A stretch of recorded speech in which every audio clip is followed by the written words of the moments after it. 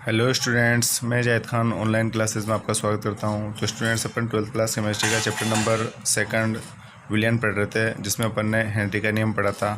आज अपन हेनरी के नियम के अनुप्रयोग पढ़ते हैं।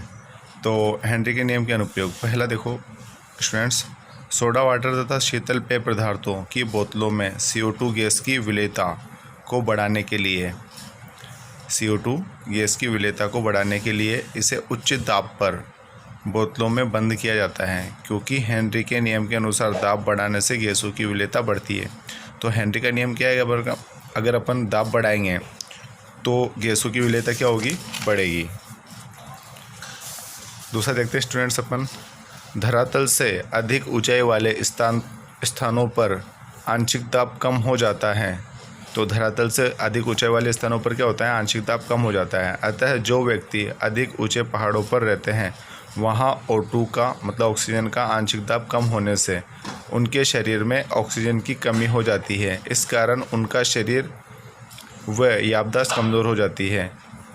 इन लक्षणों को एनोक्सिया कहते हैं, मतलब एनोक्सिया रोग से वो ग्रसित रहते हैं। उसमें क्या होता है, उनका शरीर भी दुबला पतला होता है, मतलब कमज़ोर होता है, और याददाश्त भी क्या हो जाती है, उनकी कमज़ोर हो जाती है।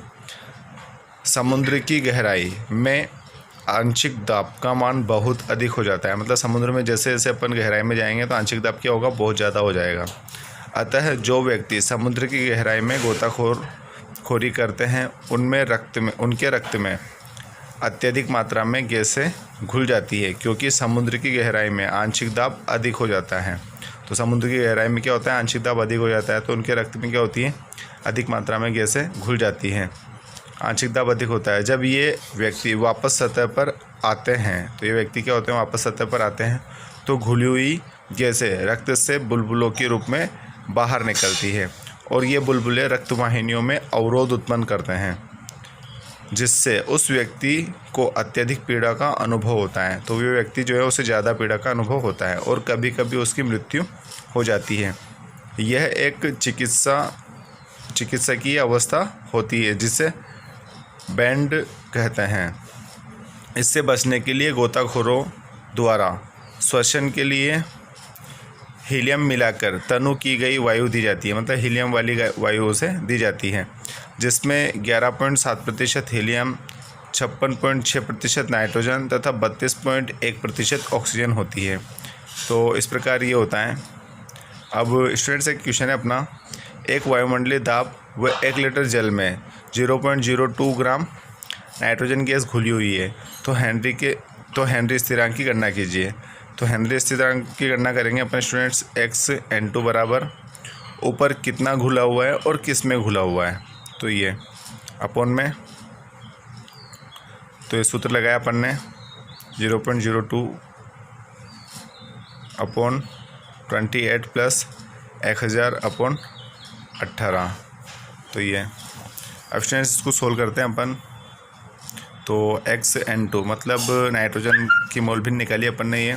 तो हम जानते हैं कि P बराबर क्या हुआ, KH into N2 upon KH, तो P अपॉन NX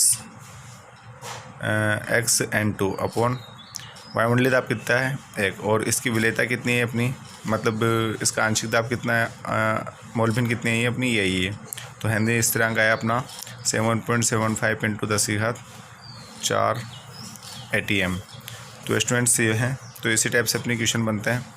अब अगला है अपना हेनरी नियम की सीमाएं। तो हेनरी नियम लागू करने के लिए ताप बहुत कम नहीं होना चाहिए, तो ताप जो है वो बहुत कम नहीं होना चाहिए। दूसरा है दाब बहुत अधिक नहीं होना चाहिए, तो दाब का मान जो है बहुत ज़्यादा नहीं होना चाहिए। गैस की विलेयता विलायक में कम होनी चाहिए। गैस का संगठन द्रव व गैस अवस्था में एक समान होना चाहिए। तो गैस का संगठन जो है द्रव व गैस अवस्था में एक समान होना चाहिए। तो स्टूडेंट्स, आज की वीडियो में इतना ही। मिलते हैं अगले वीडियो में एक नए टॉपिक के साथ। तब तक के लिए धन्यवाद।